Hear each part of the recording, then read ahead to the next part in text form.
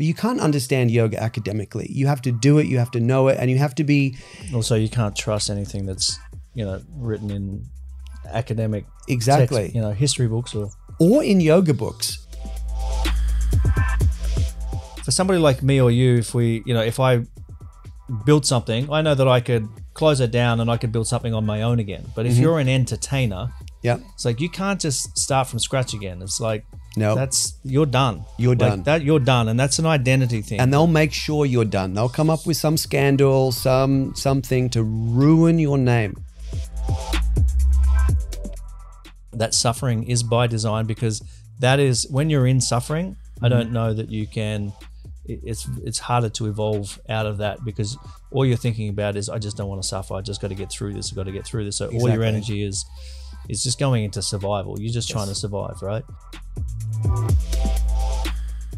Ladies and gentlemen, welcome back to the podcast. My name is Monty Hooke. I am your host, and I'm here at Lighthouse Studios in Bali. I'm in Studio 3 today, and today I was joined by Octavio Salvado, a yoga teacher and teacher trainer based here in Bali. We spoke about the origins of yoga and how most modern yoga being taught these days is not only being taught incorrectly, but it is actually stopping people from accessing their intuition. We also went deep down the rabbit hole on the current state of the world, the systems and forces that control us, and how this era of time was actually predicted in the ancient yogic teachings. This was very, very interesting, so stay tuned.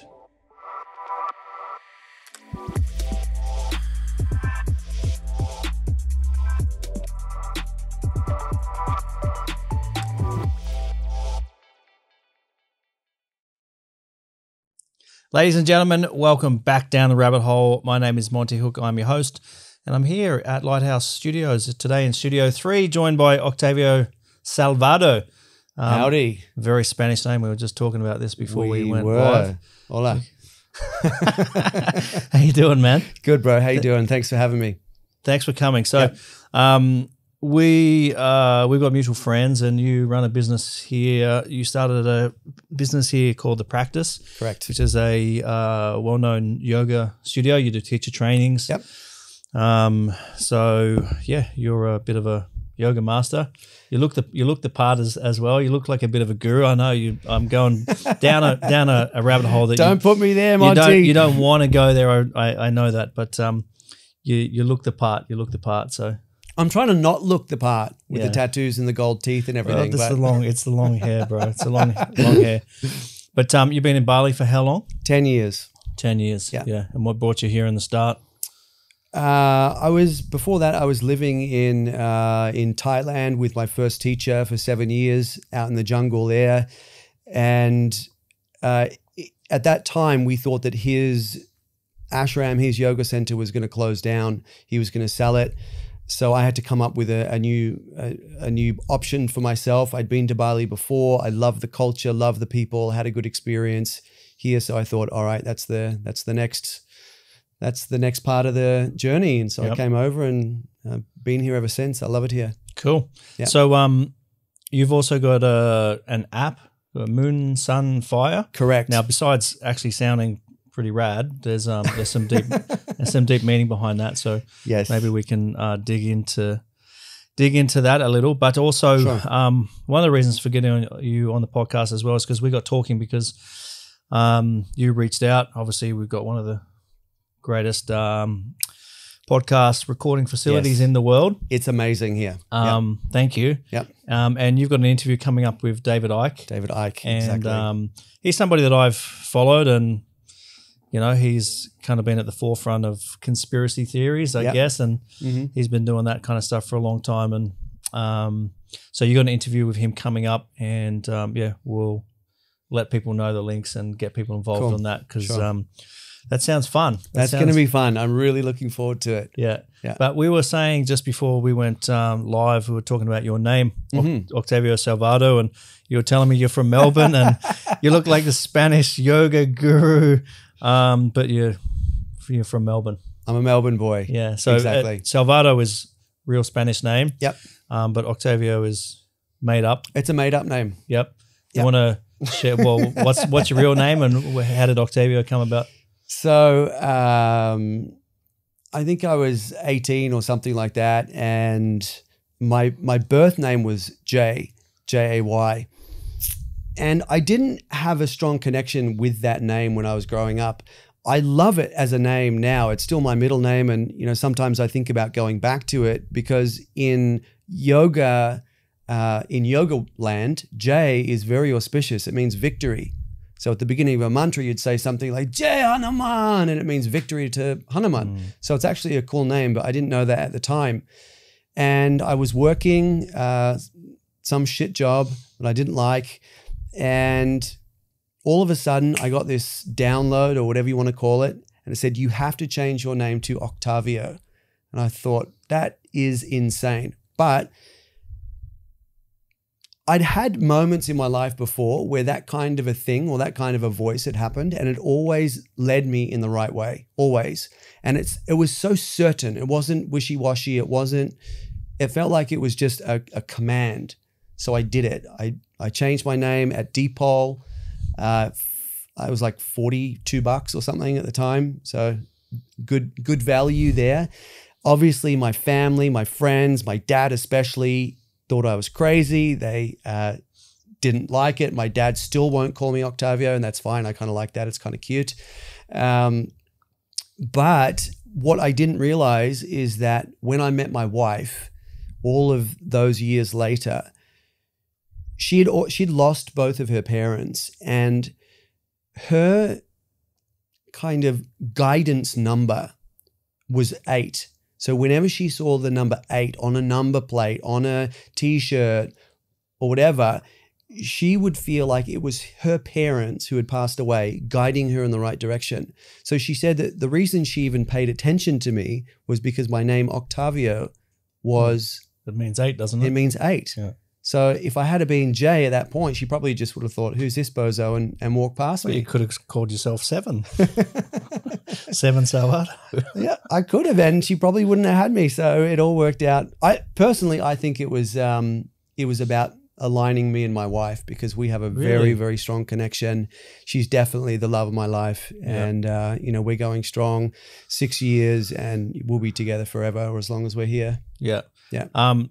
The reason I was curious is because my name, Monty, most people probably don't know, I might be sharing this for the first time, is also made up. Breaking news.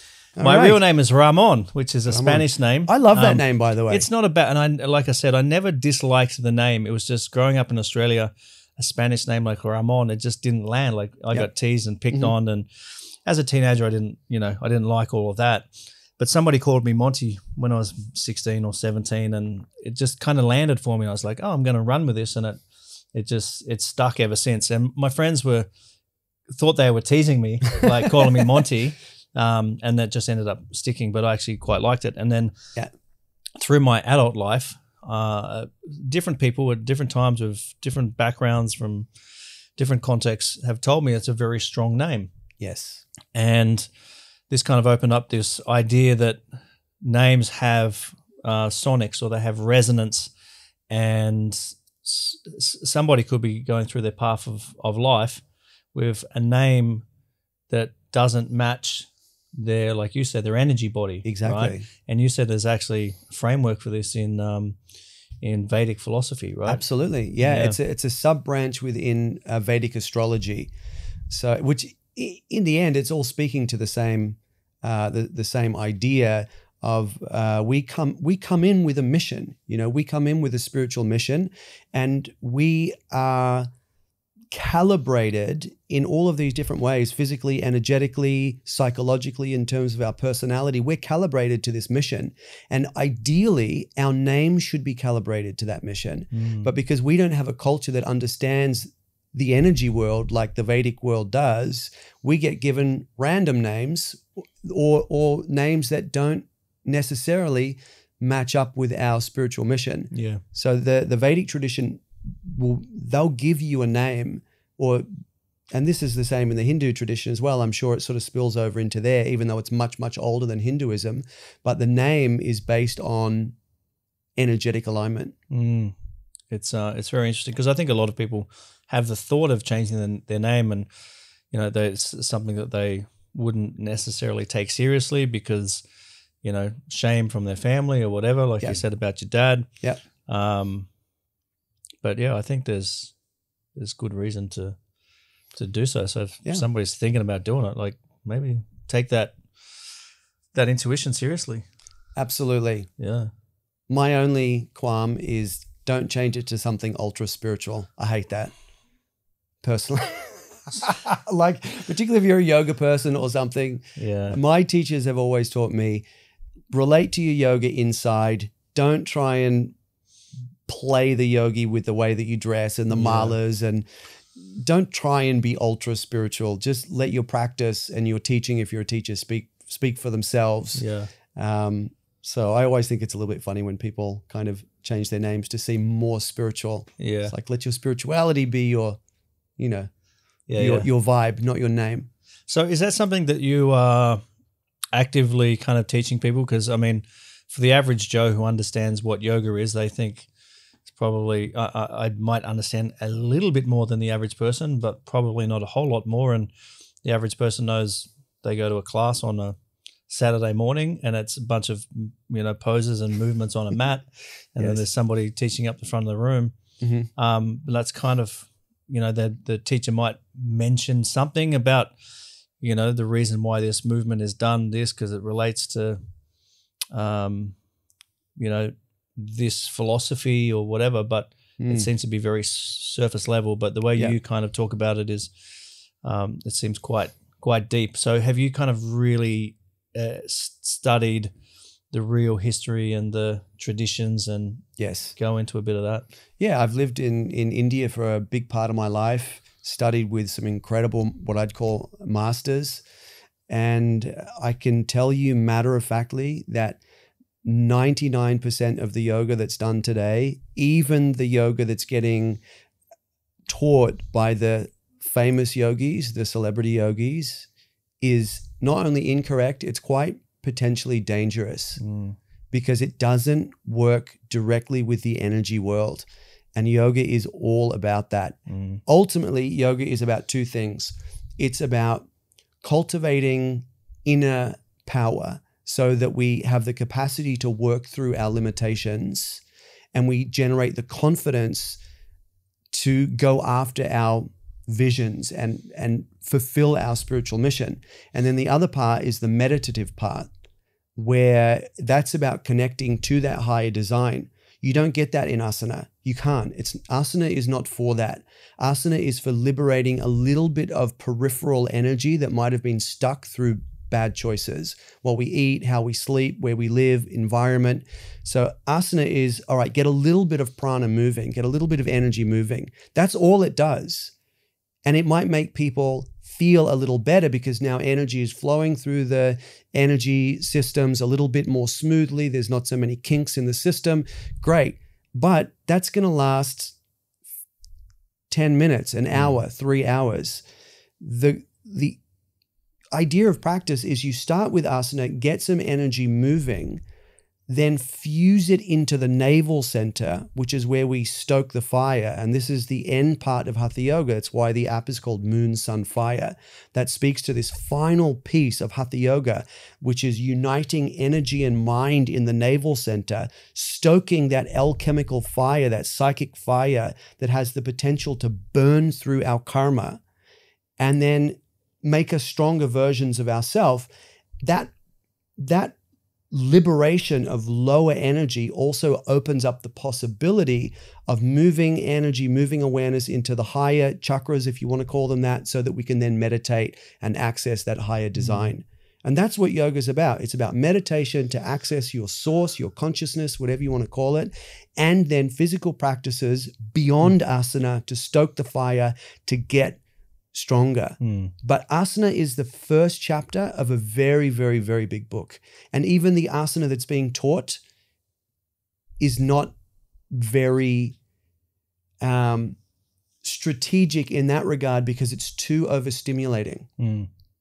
So I guess most people start yoga probably much like me, less about the spiritual aspect and more about just because the movement I think would be good for my body. It's what it needs at the time. But Yes. it's probably that's just a gateway for people to then open up into something more. Exactly. So where should people start with yoga? Because if there's so many different kinds of classes, and there's, you know, like I'm a member at one of the gyms here, and they have, you know, 17 different yoga teachers training yin yoga, hatha yoga, power yoga, yoga flow, de-stress yoga, like all these different things that may or may not even be yoga. Yep. So where would the average person start? What should they? What is there a field of yoga they should be looking for? Or? Well, that's the thing. Yoga, let's just call asana yoga for now, is meant to be the antidote for your constitution, your calibration. How we spoke before about everyone comes in with a specific body type to match their mission. So, for example, So are you saying that we are born into this world, we choose our parents, yes, we channel into this lifetime in such a way that we are basically choosing the kind of body that is relevant to the mission that we might have in this lifetime? Yes, if you have a spiritual propensity, if you have a desire to evolve yourself spiritually, that probably means that you have self-organized your incarnation. The other option is it's our karma, it's our stuff, it's our fears, our doubts that manifests us into this life. Yeah. We are creative beings. So one way or another, we are going to create our reality. We're going to create our life. So it's either our karmas that are doing it, our fears, our confusions, or it's that alignment to our spiritual mission. If that's the case, and I would say anyone who has that inherent desire to better themselves, I would say if that's the way that you are, then you probably chose this body. You chose this personality. You chose your parents. Do you think that if that's the case, if I chose this body and I chose my parents, which I happen to think that I did, like not for that particular reason, but I just get a sense for that. That's just I've experienced a lot of spiritual things, and I saw things. I've had flashbacks from past lives and all sorts of things, right? Yeah. But if that were the case for somebody, but they felt like they were off path, but they get the sense that they have chosen this, there's something deep for them, and that is their path. Yes. How does somebody get access back to their path? Because I think a lot of people look for their path in some kind of external business, career, relationship. They look for it in some kind of external, like, what is my purpose in life kind of thing. Yeah. And it becomes a very surface level vocation. Yes. What's the way to, what do you have to tune into? How do you tune in? Yeah. Your navel center and your third eye. Yeah. And that's what yoga is. So the first thing, we have to stop doing shit yoga. That's the first thing, because it's too fast, it's too hot, there's too many moves, there's too much music, there's too much handstands, there's too many flip dogs. All of those things are going to overstimulate the sympathetic nervous system. They're going to activate the left hemisphere of your brain, and it's going to completely cut off intuition. It's going to just slice it. I think that's intentional. Because I think that if people only knew the power in yoga, the intuitive capacity that can be born of yoga, we would not be slaves like we are as a, collective. We wouldn't be as fuckwithable. You know what I mean? We would be much more resilient, and we'd be much harder to trick into following along with so many of the bullshit agendas that we see today that people just swallow, particularly in the yoga world. Yeah, that's very interesting. And obviously this kind of now circles around to the David Icke stuff. But what do you you just mentioned about some of the agendas and stuff, but I've not kind of considered that something like yoga could also be manipulated? I mean, obviously we know that there is things added to food and water and all these things that we know, I don't know if I'm using the correct terminology, calcify our pineal gland and all this kind of stuff. Like we kind of know that. But also there is systems of education in terms of systems of, the whole medical world to me is basically just a system to keep us sick. Yeah.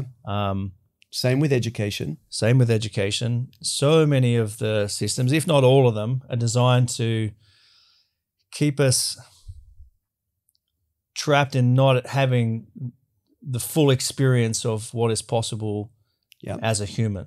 Absolutely. So how would you describe what the experience of a human should be? Now, I've considered this before, and this has been discussed before. I happen to think that, I don't know, when in history, maybe 700-800 years ago, that's how people actually lived. Like they were in tune with something. And then, obviously there's systems put in place by the church and, people burned at the stake and because they believed in certain things which, were considered witchery or whatever. Yeah. But the lens that we look at somebody who might have those abilities is being like a witch or some kind of freak of, we describe it as being very external from us. Yeah. But I happen to think that maybe that's how we actually were or how we're supposed to be. So how do you describe how humans should actually be? Like what kind of capacities and abilities should we have? Let me just say this before we go there. It's the same crew. It's the same crew doing the mischief, let's just say. Back in the days of the Inquisition, it's the same crew. It's the same bloodlines. It's the same families that are creating the mischief today. So let's just say that. Mischief, that's an elegant word for it. Yeah, a lot of mischief. So this crew, this mischievous crew have been around for a very, very long time.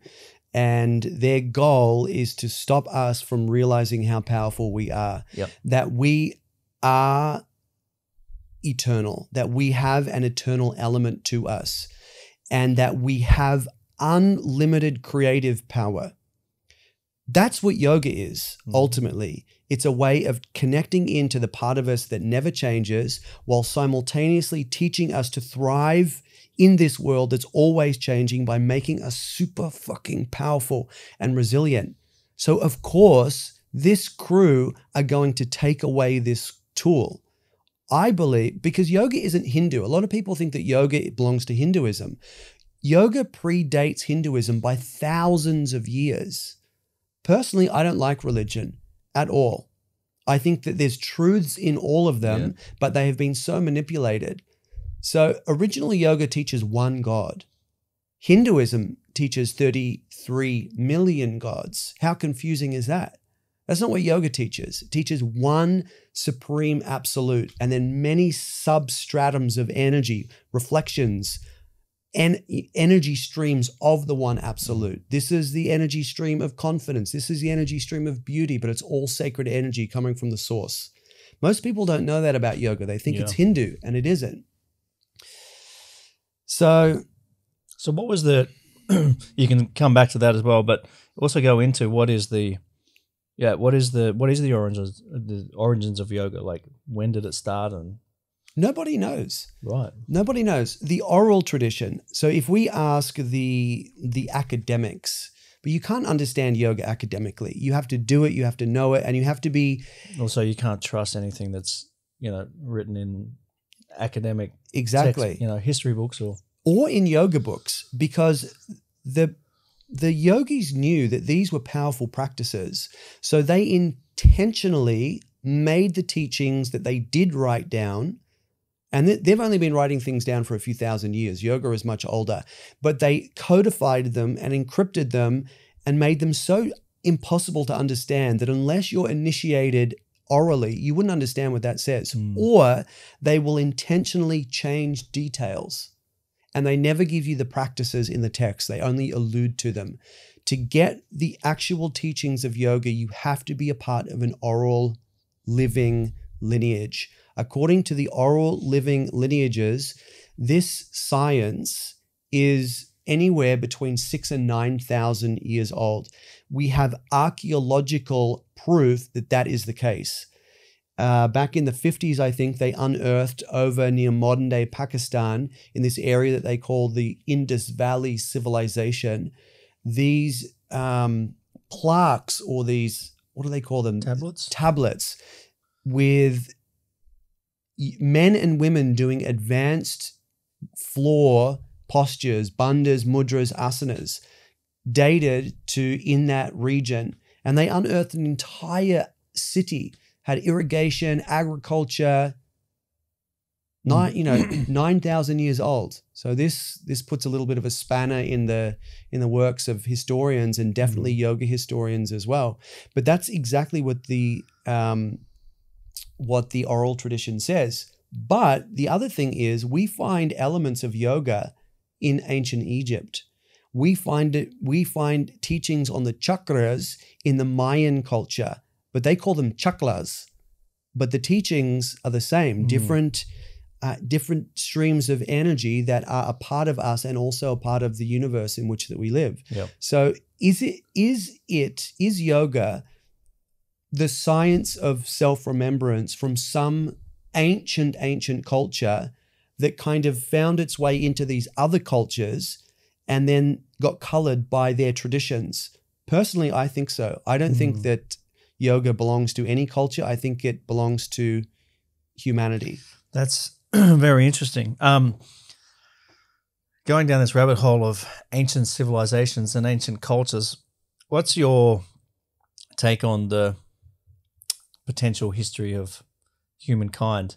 Are we the seed of aliens? Are we, I've been watching this series, the Graham Hancock one. I'm skeptical of Graham. I don't have enough to say about Graham himself, but his take on, he opens up a lot of eyes, and when you watch that, you really realize how much of history is so tainted, like what's written in the books. Like, he makes that very, very clear. Yeah. And what I wonder, and this is, I've seen this in pieces, but maybe there was a time when, and the reason why there's very similar structures, pyramids, stonework, the tales, like the myths, there's very similar myths in very different places around the world. Yeah. I wonder if all the world was kind of one culture. People talk about Atlantis, it being like a city of Atlantis. Well, maybe Atlantis was the world. Yep. Do you have any thoughts about this? Hey, I just want to send a very quick message to say thank you very much for tuning into the podcast. I really hope you're enjoying the conversations, and if you are, please, I'd be very grateful if you leave me a review. So no doubt by now you've gotten a sense for Lighthouse Studios here in Bali and what we can do. Obviously, we do podcasts and live recordings in studios just like this one, but we can also help you in the back end as well with all the editing for your audio and video podcasts, for your masterclasses, for content for your membership programs, for your social media content, YouTube channels, etc. Lighthouse is here ready to support you with all of your content needs. If you want to cut through the noise and stand out in 2023 and beyond, then your content needs to be of high quality. Filming with your phone is out. High-level content with multi-camera productions, studio settings with lights and high-quality audio is in. So whatever your content requirements are, get in contact with us. We would love to talk to you and hopefully see you over here in paradise very, very soon. Well, again, the yoga tradition has a lot to say about this. They believe that basically time moves in cycles. It's not linear. Yeah. So we always come back to advanced civilizations and then corrupted civilizations, and it keeps going on and on infinitely. Is that because we start things with good intentions, and then people become corrupted and blow everything up, and then, I don't know, something happens, there's some cataclysmic event, and then we basically have to start from scratch, right from ground zero again? Is that the cycle? Maybe. I think that's a little bit beyond my pay grade, but the yoga tradition says that we definitely go through very, very enlightened times, and that's where that's where these systems of yoga, of pyramid building, of languages like Sanskrit, these really advanced systems, that's where they come from. They're remnants of an advanced civilization. Maybe it's one cycle back, maybe it's 5 cycles back, who knows? But the idea that we are coming from a primitive person and we're now at the peak of our human evolution, yoga laughs at that and says that's absolutely insane. I think it's nonsense too. Yeah. I think it's nonsense. I think it's maybe ancient civilizations, they had, we kind of marvel at how, and we don't understand, well, how do they build these pyramids and how do they move these giant stones that weigh so many tons? I think they were tapped into, I don't think and then the theory is, well, we haven't found any archaeological evidence of any technologies. And I think maybe because the technology is us. Maybe we had the capacity to, we had abilities that we have now lost. Right. We could move things with, I think sound is certainly 100%. One of them. For sure. Yeah. I agree with you. We've lost the technology, and a lot of the technology is us. Yeah. Yep. Where do you think the world is at now? Because you're obviously very well rooted and grounded into, the history of, these teachings, and you're also very curious about what's happening in the world right now, and you have some theories and maybe some relationship about these ancient teachings and what is happening in the world right now. I think that's why you want to also interview David Icke, For sure, absolutely. Because he's like very outspoken about this is what's happening in the world. Yeah. So why is it that you want to interview David Icke? What's kind of fascinates you about, because your world is colliding with his in some way. Explain that. Yeah. And where do you think humanity is at right now in this cycle? Like, what do you think we're going through? Like, is there a bigger picture to where we're at right now? And there is. Yeah. Okay. Sip of coffee. So let me just say this. In the ancient texts of yoga, it states very, very clearly, these are thousands of year old texts. It states very clearly that at this point in human history that we're living through, demons, which they call Asuras, will be running the world.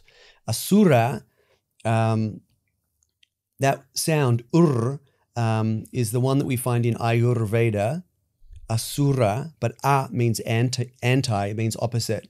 So an Asura is someone who is anti-life, anti-dharma, anti-respect for human life, anti-respect for Mother Earth and the environment. Ancient yoga texts would say that at this point that we're living through, we will be ruled by Asuras. My first teacher, David, his teacher was a guy called Dr. Swami Gitananda. Dr. Swami Gitananda was a childhood friend of Paramahansa Yogananda, who wrote Autobiography of a Yogi. He's one of the most loved yogis of all times. And they had the same teacher when they were kids, a guy called Ram Gopal, the sleepless saint. So this dude never slept. He gave Yogananda one mission and he gave Gitananda another mission. This is when they're kind of 16-year-old boys, something like that. And he told Gitananda, I want you to go to the Western world, become a doctor, become a surgeon, and learn medicine. Wanting to please his guru, Gitananda went to the West. But as he was studying, he realized that you don't become professional in anything unless you're in that secret handshake club. So he became a Freemason. And as he rose up the levels of Freemasonry, he also became a more celebrated doctor and surgeon. And he was in the West for 25 years. He finally got to the 32nd degree of Freemasonry, which is one from the top. After the 30th degree, you get access to the secret teachings of Freemasonry. And they tell you who is at the top of that pyramid. What shocked him is that the light bearer, the one who is offering the knowledge from the top, is Lucifer. That's something that probably only 1 in 1,000 Freemasons at the lower levels know. You don't get to know that until you're up the top. But he realized that, and his good heart, like he's a yogi, he's in it for humanity. Realizing that, he ditched the brotherhood, went back to India, set up the Ananda Ashram, and started using yogic techniques as a way to combat the darkness in the world. And he said this, he said, because all of his peers, his doctor peers, they were all Masons, and they were all essentially under the light of Lucifer. And he came back and he said, demons are actually running the world. He said that if you want to get to the top of any industry, whether it's medicine, whether it's music, whether it's movies, whether it's yoga, whether it's new age author, whatever it is, if you're not in the brotherhood, you don't get those opportunities. You don't get those interviews. You don't get those promotions. Is that just because they are promoting people from within the brotherhood, or is it because they're accessing something in the teachings that gives them an edge? No, they would think that, but they're just borrowing from yoga. And a lot of them probably don't even believe the stuff that they're doing. I mean, some of them probably do. Yeah. This is a whole other tangent. We can go there in a minute. But basically, it's you scratch my back, I'll scratch yours. Yeah. And the higher up you get, the more I'm going to scratch it. And so people get famous by selling their souls, basically.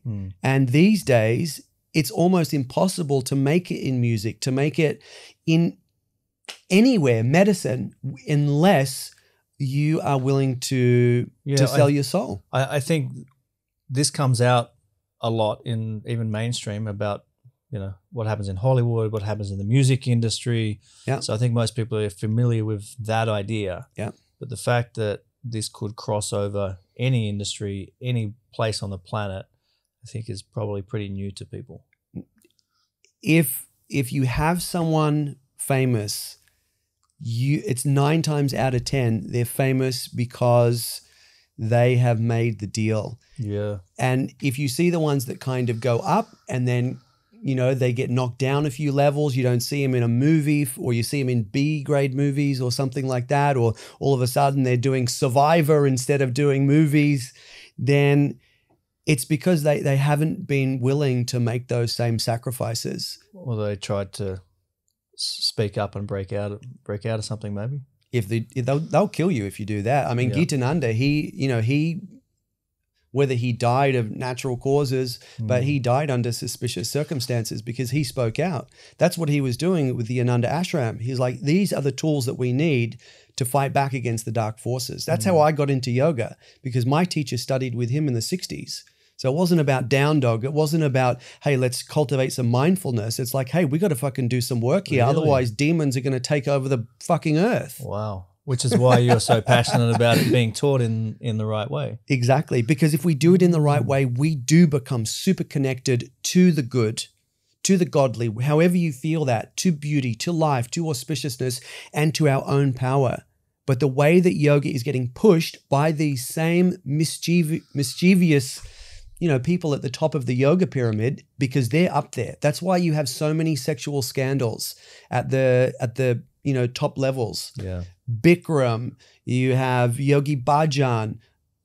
I could reel you off a list of names. You probably wouldn't know them, but it's all scandal, scandal, scandal, scandal. Why? Yeah. Because they're in it for the power, not for the betterment of humanity. And that's why they've got the contracts. That's why they've got the book deals. That's why they've got the big gigs and all of that. I think this is probably hard for people to comprehend because, I mean, we kind of are brought into this paradigm that of people are famous because and successful because they're very talented. Like you listen to people, on the music and like, oh, he's got a great voice. Like she's a wonderful talent. So we look from the outside and go, well, it's obvious. Like, of course, Katy Perry is like, she's a great entertainer. Right? Yes. That's a for sure. That's a random example. It's a good Very one. random. But so that's a hard thing for people to comprehend that they're in that position because they sold their soul. They signed a contract. They did something. In part. So how do people get chosen for that? They get groomed. And look, and I think there's some people that have tried to be groomed and they've been killed. And, we hear some of the people, you also hear about like Justin Bieber, being groomed and then like keeping himself out of it. And I don't know what the deal is there, but I've had people trying to groom me from within the yoga world. Really? Yes, absolutely. Hey, I've got these billionaire buddies. They want to invest in you. Let's set up a center. But my radar is very fucking good these days because this is how I got into yoga. It was like looking out for characters like this because I know they're in there. Hey, we want to, set up a big retreat center for you in Bali. We're going to change so many more thousands of people's lives. Exactly. But if I do that, then they've got me. Yeah. Because what can I do? If I'm signed on the dotted line for these $1 million deals, then I'm done. I think the bigger part of that, especially if you're in like an entertainment industry, is the premise of your existence is on how you're perceived. It's how you're perceived. So if your level of success is if you've signed a record deal or something, for somebody like me or you, if I built something, I know that I could close it down and I could build something on my own again. But if you're an entertainer, it's like you can't just start from scratch again. It's like, no, you're done. You're done. You're done. And that's an identity thing. And they'll make sure you're done. They'll come up with some scandal, something to ruin your name because that's how they operate. Yeah. It's all, blackmail and I think what's really hard for people though is people can look at that one circumstance of, all right, well, this is the entertainment industry. I could see that happening. It's every industry. But it's very difficult for the mind to comprehend how that could just be so saturated into everything, right? Well, I started talking about Bill Gates 10 years ago. Yeah. And people are like, you're fucking like, what are you talking about? He's a humanitarian. He's a philanthropist. He's this and that. I'm like, all right, you just wait and see. And the old version of me would be, firing back and, trying to defend myself. And people can come to their own conclusions about Bill Gates, old Billy. But I think a lot more people now have kind of started asking questions. It's like, well, why is he now wanting to own all the food industry and all the farmland? And then there's obvious things like, okay, you want to put vaccines in mosquitoes and surely that's not a good idea. Oh, you want to block the sun out? Maybe you're taking this too far. Yes. Right. Those very obvious things now kind of would beg questions of people that maybe they wouldn't have thought otherwise. Yeah. But I think it's very hard for people to link it all together because it's so vast, it's so big, it's too big for the mind. Well, it is if your intuition is shit. And that's coming back to what we were talking about. The education system destroys intuition. The current yoga world destroys intuition. Food destroys intuition. So we are, we are the, serious underdogs here when it comes to intuitively understanding the world that we live in. And couple that with the fact that we are thinking in terms of maybe years or decades.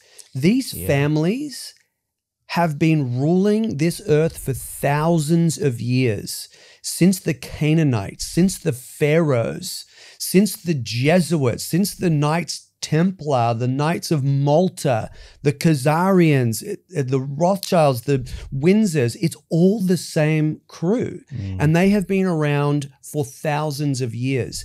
And they plan in ways that we cannot even comprehend. So we can't even see the level of their mischief. It's so precise.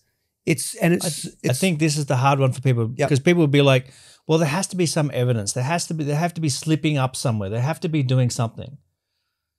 They're so good. Yeah. They're so good. And I mean, when you own the media, when you own Hollywood, when you own social media, where are you going to see these slip-ups, even if they are there? You're not, because they just get covered immediately. So the only option we have is intuition. It's the only option. But for that, we have to start making better choices in what we eat, in what we expose our minds to, because Netflix and shit like that is pure mind programming. Hollywood, ditch Hollywood, ditch Netflix, start meditating, start eating better, spend more time in nature. And then we'll start to see things a little bit more clearly. So back to circle back, where do you think humankind is at in terms of this cycle, or what are we passing through right now? Great. That's the exciting part. And that's I get the feeling of that too. Yes. I mean, I think people who are a little bit sensitive can feel, I mean, even though there's still a lot of uncertainty, there's a lot of instability in the world, clearly there's a lot of corruption, but there's a sparkle of hope in people who are sensitive, and that should be there. That's in our DNA, because we have incarnated into a time which will be spoken about for thousands of years to come. And whether you call it the turning of the ages or whatever, in yoga they call it the transition from the Kali Yuga into the Dwapara Yuga. That's happening now. It means that the world, our earth, is now beginning to be bombarded by more consciousness. Well, people will have an easier time connecting to consciousness. That also means that all of the deceptions of the last 2,000 plus years will start to now come to the surface. So in our lifetime, we're going to see so much stuff revealed. We just have to hold on and not get taken out by mischief in the process. So do you think in our lifetime, I'm assuming we're of similar generation at least, what do you think? What do you think we're going to see in our lifetime?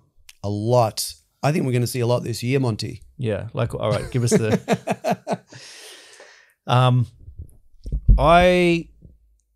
With all the people that I speak to, with all the podcasts that I do, with all the research that I do, and all the stuff that I consume, I've at the start of 2020, when all that stuff started going down, right at the start, people were like freaking out, and they're like, everyone thought this is going to last for 2 weeks. I called my family and said, you might not see me for 3 to 4 years. Wow, that was accurate. I think that this year especially, but I think maybe sometime next year something different will open up. I don't know. That's a feeling. I've got no scientific basis behind my reasoning, but I think something else will happen this year. I don't know if it's another plandemic. I don't know if it's a lockdown of some sort. Well, you know, the World Economic Forum, they've already sort of done the next, what do they call it? The Event 201 or whatever. The Cyberpolygon.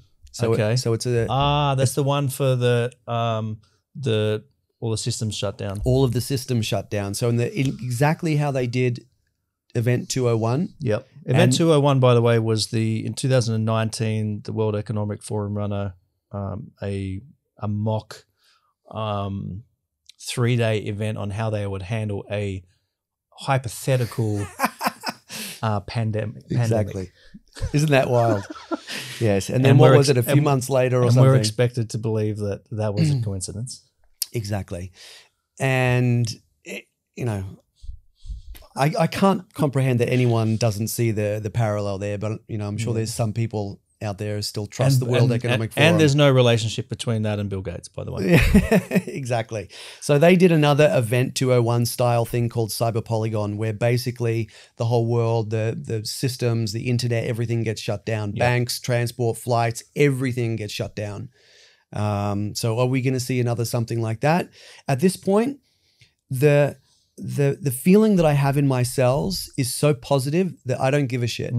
It's like, bring it.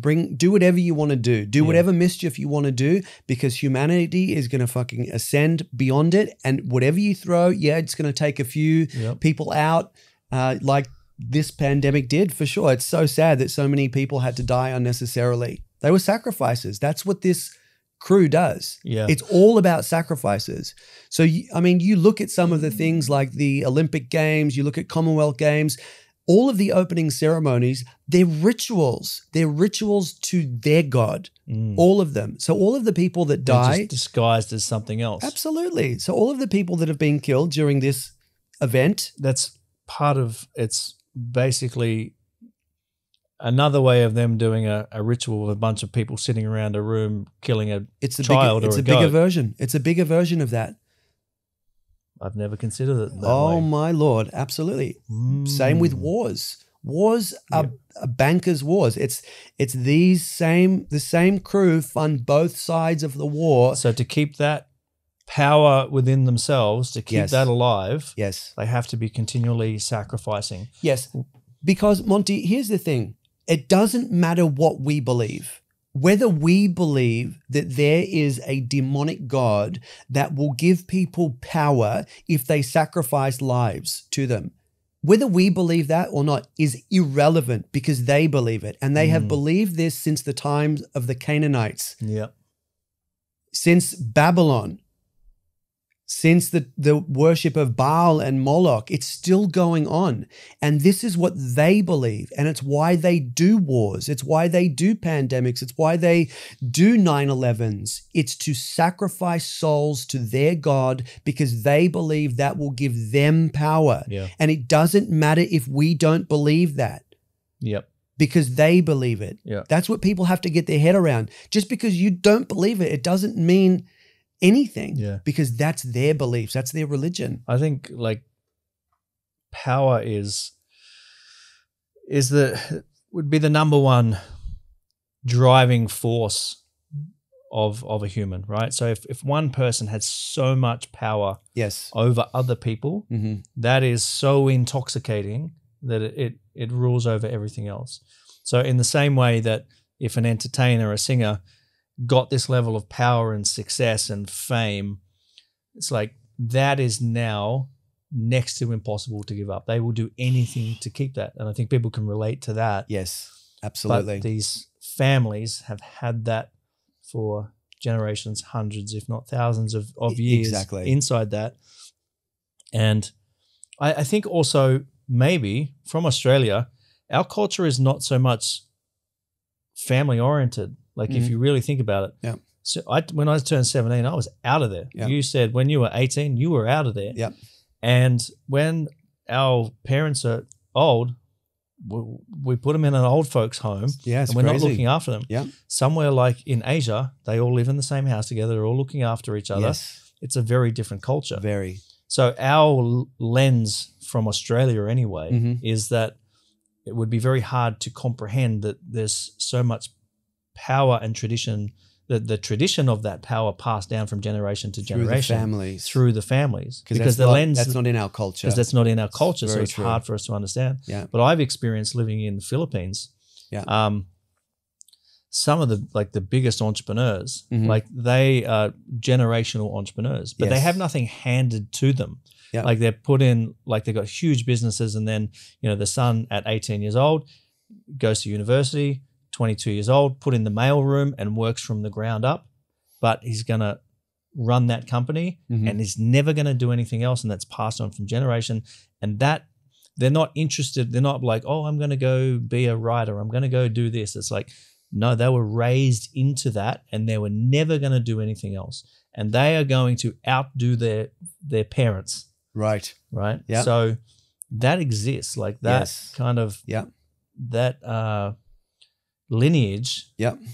It can be very, very strong. It's just hard for us from certain places to comprehend. Yes. Right. Mm-hmm. So I can kind of wrap my head around that, but I think that's hard for a lot of people.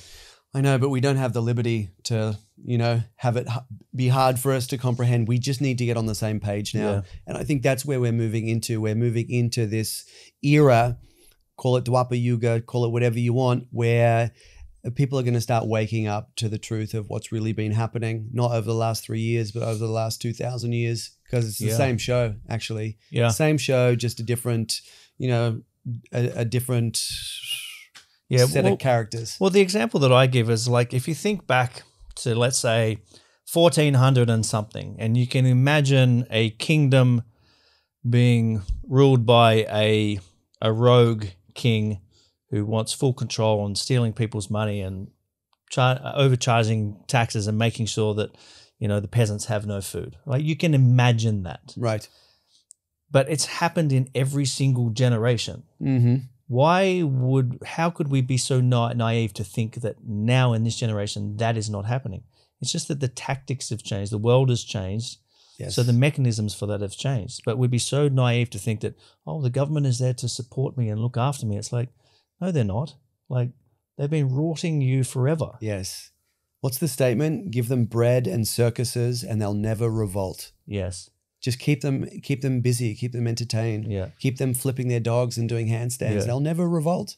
Yeah, and that's a tough one, because like people love watching the football and they love this and but regardless of whether they are purposely put in place by the people in power, they are definitely mechanisms that support it. They support the agendas. Yep. So those in power will do what they need to make sure those shows keep running. Yeah. And if you think of the world that we live in right now, it's like the entertainment has just got, and the depth of the stupidness. Like, you were telling me about you want to apply for Survivor. I almost got onto Big Brother in Australia. Oh, you did? Okay, yeah. I think I got to the last 30 or whatever. Yeah. Cool. But I look at that now and I'm like, that's such fucking nonsense. Like, yes. I can see the appeal to the average person, but now who I am now, so many years later, I just know how bad that is. That's to get wrapped up in that level of smallness and drama is like, it's just nonsense. Yes. But I have to say, I owe my yoga career to Survivor. Yeah. I really do. Because that's what got me into yoga. I wanted to win Survivor. You failed at Survivor. I did. I got, like you, I got down to the last 30 and I was at university at the time, and I was certain I was going to win it. So I deferred university. All right, Mom, Dad, everyone, I'm going to go win Survivor. And for whatever reason, destiny, fate, or I just fucked up somewhere along the way, I don't know.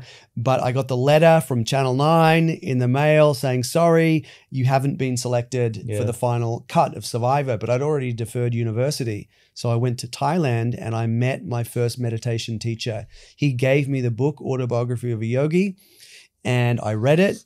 And he taught me about Kriya meditation. He said you should sign up for these a correspondence course. There was no internet at that time. You got everything by mail. So when I got back to Australia, I was getting letters from this yoga organization, Self-Realization Fellowship, every 2 weeks. And I would do the exercises and it would just blow my mind. And I didn't have anyone to talk to. No one, I didn't have anyone to speak to about these experiences that I was having with energy and, leaving my body and consciousness and all of these cool things. Did that stuff happen to you when you were young as well? Yes. What was your experience with that? Yes, it did. Yeah. From when I was very young, I would have spontaneous I guess what you'd call astral projections. And they scared the shit out of me for years because I didn't know how to control it. So I would come out of my body and I would see beings around me, and it was fucking terrifying. Yeah. It was like when you were very young? Very young. One of my earliest memories. Yeah. I got a lot of my childhood missing from my memories. Yeah. One of my earliest memories is me at 4 years old, leaving my body, floating up out of my body, and just looking. I can visualize it now. Yes. Just looking down on my body, and just kind of hovering around, floating around. I think I might have died. I had very bad asthma when I was young. Yeah. I'm not sure, and that was one. And then I remembered like this massive like sucking back into my body, like adrenaline kind of feeling. Suction, isn't it? Like, it's going crazy. Back in. And I think I was 4. Like I've talked to my mum about it, and the best I can guess is I was 4. But I had quite a few experiences of that. Some knowing that there's spirits around me, but not necessarily seeing them. Yeah, saw them a few times.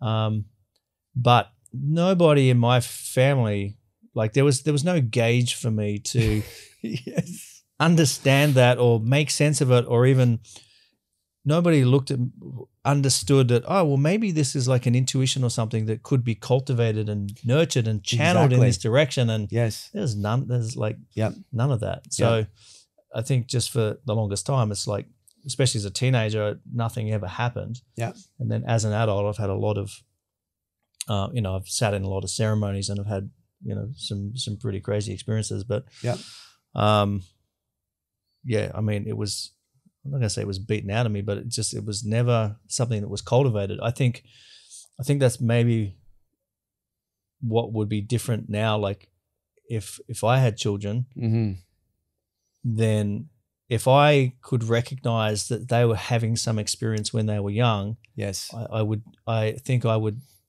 at least have the awareness of, well, that's what they're going through. Yes. And not to like make it wrong or know how to channel it in some direction so that it's something that they could cultivate as a power. Exactly. Yeah. Or at least as a belief. Yeah. At least as a belief. Or making it okay and not weird, like, why am I experiencing this? Yeah, like, exactly. That's hard as a kid. Like you experience that and nobody else around you is experiencing it. You got nobody to talk to. Yes. How do you make sense of it? Yes. It's a really similar story actually with me. I remember I was a little bit older than 4, but it happened over a lot of years and I ended up keeping a diary of stick figure pictures sort of showing the different sort of angles and stuff that I would come up out of my body. And for a really long time, I could get my whole body up, but I couldn't get my head up off the pillow or out of my own head. And then eventually, I got it to come up and, I had this little stick figure drawing for that.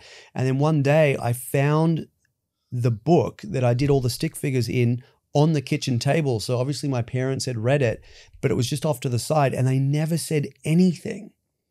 And so I kind of got a bit of shame around it. Yeah. But before that happened, I had one experience where I'd come out of my body and really just went into the atmosphere, and I came down and I had I guess a telepathic or a non-verbal communication with a small boy. I don't know if it was meant to be me or whatever. And the boy said to me, the reason you've had these experiences over all of these years is to show you that you are not your body. Mm. And so from that point on, even though I stopped having the experiences, I took with me the very clear knowledge that I am not my body. There is a part of me that exists independently of this physical form. And that's what got me interested in spirituality and yoga and paranormal stuff through my teenage years of just sort of looking for more answers. That's why I went to uni to study psychology, because I just wanted to understand myself more. Mm. But I think it's that moment that formed a core part of my personality, that realization that, oh, wow, I'm not my physical self, actually. This is just like a vehicle. That's very interesting. I happen to think that a lot of people can't tune into that for many reasons, like we're talking about. We're trapped in a world where we go to school, we learn what we think we're supposed to, what we're told to learn. That doesn't, I mean, I hated school. I've said Same. it time and time again. Yep. I just did not fit in. I just didn't want to fucking be there. And I got away with a lot of things because I think I was very clever. I was, you know, like in school, there's the really naughty kids. Yep. And they're the obvious ones, like they're just misbehaving. I wasn't obviously like misbehaving. I was like very good at skipping school and very good at like, you know, finding reasons not to go to class. And I probably skipped school more than anybody, but a lot of times I never got caught because I wasn't obviously one of the naughty kids. Yes, right?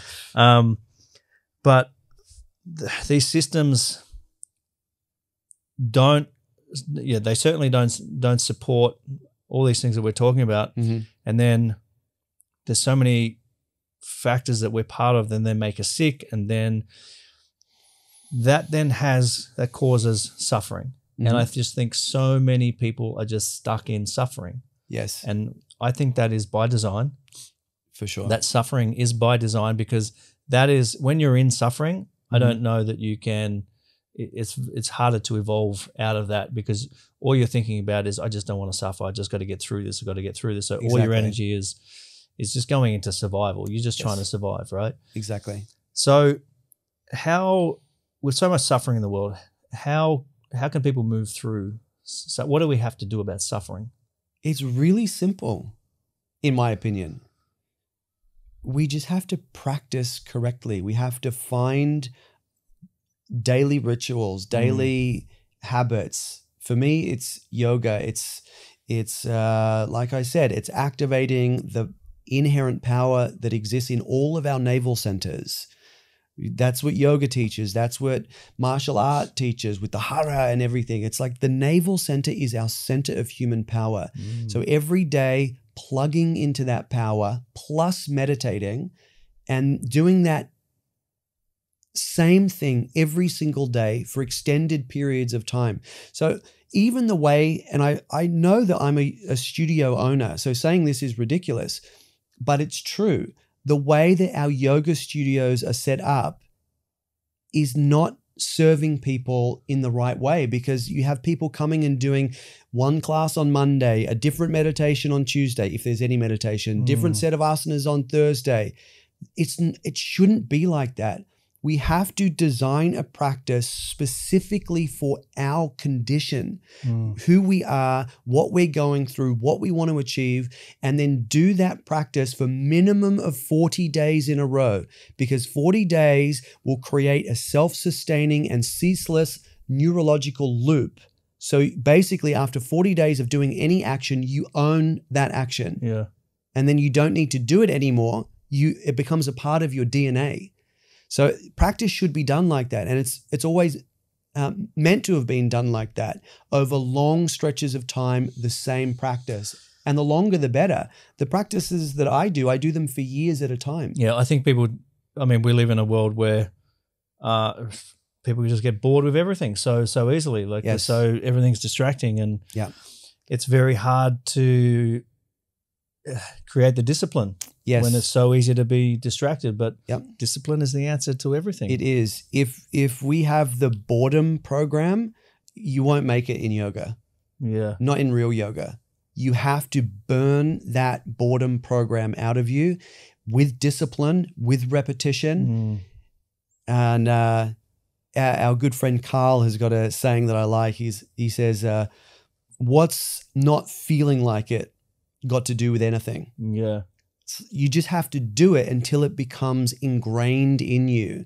And those ideas of, I don't feel like it today, or I'm just going to get up and practice how I feel, that's probably our conditioning that's saying that. Yeah. So we need to come from a higher place of knowing what we truly want, which is power in the navel center and light in the mind, and just do those practices that cultivate that and do them repetitively, religiously. I think it's easy to negotiate with ourselves depending on how we feel.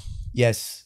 Yeah. Yeah. I don't feel like doing this, so I'll make it up tomorrow, or finding elegant ways to negotiate with ourselves. We're very good. We're very tricky. Yeah. You know, but we can't be tricky when it comes to our own evolution. Yeah. Like you said, you have to be disciplined. Yeah. If you're not disciplined, you can't be a yogi. You can't be a yogini. I think, at the end of the day, most people are seeking some kind of. People think they're seeking happiness. I think that's a very surface level thing. I think what people are actually seeking is some kind of fulfillment, and happiness doesn't always go with fulfillment. Sure. So I think people are just so focused on that fleeting happiness moment that all their decisions are based around that. But if you the people that I know that are the most fulfilled and actually happy in life are the ones that have these very disciplined, that have these rituals, and they're not the ones you see. Yes. They're not the ones that are out there, hey, look at me. Yes. No, they're just behind the scenes, and they have great lives. They make good money. They're very, very happy, very fulfilled. Yes. Great families, great husbands and wives, and totally. But you never hear about them. That's right, because they're not in the club. So what are some of your other practices? So you do yoga. Are there other things you do? Like, are you into any saunas and ice baths? And what are your philosophies around eating? So I have my yoga and meditation practice that I do every single day, no matter what. Doesn't matter if I'm flying. Doesn't matter if I'm sick. I will do it every single day and have done for decades. So I do that every day. The same routine or it's a different routine? I do routines over big arcs of time. So I just finished a 4-year practice, and now I've started a new one that I've been doing for a few months. Yeah. But the idea is the same. You need a physical practice, asana, bandhas, mudras, to get into the navel center. Yeah. And then you need a high power, in my opinion, lineage-based meditation strategy. So I practice something called Raja Yoga, which is the technique that's given by Patanjali in the Yoga Sutra. It was taught by Buddha as Vishoka meditation. So it's a good technique. So I do that every single day, and the physical dimension changes. For a particular amount of time, or? Half an hour. Yeah, not that there's time in meditation, but. Yeah, half an hour. If you can meditate half an hour a day, that's great. Yeah. If you can do more, wonderful. If you have a mantra-based meditation practice, you might need to do it a little bit longer. But Raja Yoga is supercharged. So and then we do the physical practice beforehand, asana, bandha, mudra, stoke the fire, get the power, and then meditate on top of that. So that's my yoga practice. Yep. Then in the last 2 years or over COVID, I've been practicing martial arts again, which has been really amazing. I practiced Kung Fu when I was a kid. Yep. And I found a teacher here who's been teaching for 40 years. He's amazing. And so I've been back into it. That's sort of another big part of my life at the moment, which has been. So that's the foundation of all your fitness, all your movement. You're not in the gym doing weights. Nope, I'm just doing the Kung Fu. It's enough. Yeah. It's tough. Yeah. I get worked. Yeah.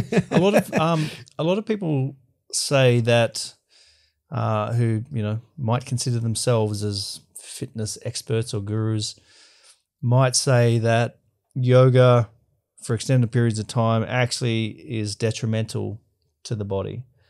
What's your take on that? The way that it's done these days, absolutely. I would not encourage anyone to be going to vinyasa classes for more than 6 months, 12 months of their life. If they do, they're going to destroy their shoulders, their low back.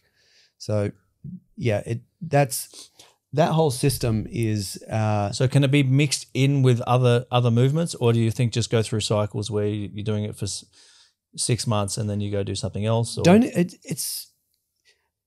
I wouldn't even do it.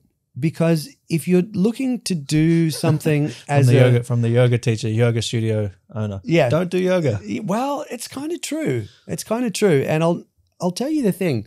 Most of the asanas that are done today are only 100 years old. The real asanas are the floor asanas: seated twist, belly down back bends, headstand, shoulder stand, not handstand, but things that are very close to the floor. All of the standing poses, the warriors, the side angles, the triangles, they're 100 years old. They were grafted onto traditional asanas by a great character, no doubt, a great character called Krishnamacharya about 100 years ago. And he took those exercises from European gymnasts that he was sharing time and space with at the Mysore Palace during the time of the sort of British rule in India. And the Raj of the palace wanted to get European gymnasts to come out as a kind of a gimmicky kind of thing, I guess. He was interested in other cultures. So Krishnamacharya took some standing poses from European gymnastics, grafted them onto the seated poses of Hatha Yoga. And that's what we think of today as traditional Hatha Yoga. But most people do the standing poses more than the seated poses. So we're not even doing actual yoga. We're not even doing actual asana. We're doing European gymnastics. You want to be a gymnast? Or do you want to be a yogi? If you want to be a yogi, stop doing standing poses, stop jumping around, stop sweating all over the place, sit on the floor, twist, breathe into your belly for 3, 4, 5 minutes at a time. Don't move, then do some pranayama, meditate, boom. But this dynamic flow stuff, power flow or whatever, it's really unhelpful. It's dangerous. Hot yoga? Yes. Good or no? In 37 degrees or whatever it is? It's insane. It's absolutely insane. And that's what leads me to believe it's intentionally insane. Yeah. I know who's at the top of the yoga pyramid. Yeah. I know who they're rolling with. I know it. So it makes sense in my mind why they're dishing out these detrimental. I knew hot yoga was not a good idea. Well, think about it. Well, I mean, I just don't like the heat, but that's just me. But with our busy lives, busy minds, like we all have relatively busy minds, right? No matter what we're doing, it's by degrees, I understand. But because of the way that we live our life, because of the culture that we live in, our minds are relatively busy. So to then give people an asana practice that is equally busy, turn up the heat, put on the music, it's like giving alcohol to an alcoholic. Yeah. It's literally the same thing. What they need is to slow down in silence, do less poses, hold them for longer, and let their stuff come up to the surface. Let those tensions come up to the surface. But people don't have the stamina and the discipline and the capacity to hold themselves in those moments where things start to get a little bit frictiony. Yeah. Instead, we just want to keep flowing, keep flipping, keep moving. It's very interesting that you are able to have this approach of thinking of things over a 4-year cycle. I'm going to do this thing for 4 years because, I mean, that is a hard thing for people to comprehend. Well, you know, like, I mean, because it's not that long, to be honest. My teacher's practice, he did it for 40 years, same practice every day. So I think 4 years is kind of like play school. Yeah, but for the average person who want results yesterday, yes, you know, they want to become an expert in something yesterday. Yeah, yeah. If you know, I did Aikido when I was young. Amazing. Yeah. And I quite enjoyed it, but I stopped doing it because it was where I was at the time. It was so slow. It's like to become good at Aikido, like it's 25 years. 25 years. It's 25 years. Yeah. And it's like, no, I want to fucking kick people. Yeah, exactly. So that's where I was. You know, that's where I was as a kid. And I think it's something I could revisit now. I could kind of go back to. Yeah. I'd have a better appreciation for it. We've been going for an hour and 20 minutes, but let's circle back to the David Icke. Okay, thing. sure. Mm-hmm. So what is it about David Icke that you want to engage with? Like, where is this crossover? Where is this collision between you and your world and David Icke's? It's a couple of things. One is in relation to the way that he speaks and his, not just his passion, but his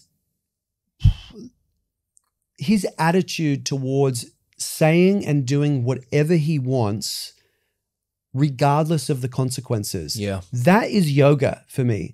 That's why all of the ancient stories of the yogis are set on battlefields. because yogis are meant to be warriors of truth. That's whether we're talking about Arjuna or Rama or Hanuman. They're supreme yogis, but they know how to battle. They know how to wield their weaponry. But today, yogis don't want to be the ones to stand up and speak out and tip the apple cart. It's just, yes, sir. Thank you, sir. I'll acquiesce. Well, they probably also think that they're beyond that in some way as well. Yeah. In terms of that's not their place. Like my place is to sit at the top of the hill and tell everybody, be the guru.